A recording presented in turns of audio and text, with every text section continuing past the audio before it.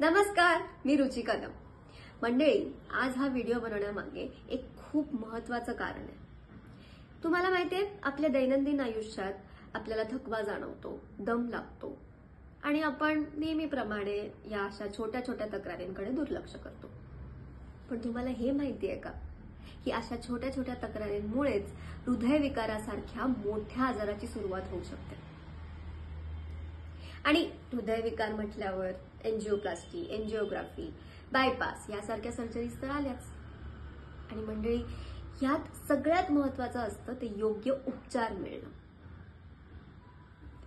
नाही, तुम्ही काळजी करू नका, मी तुम्हाला घाबरवत नाहीये। इनफॅक्ट तुमची काळजी कमी व्हावी यासाठी माझ्याकडे एक उपाय आहे, आणि तो म्हणजे कोपरगाव येथील SJS हॉस्पिटल।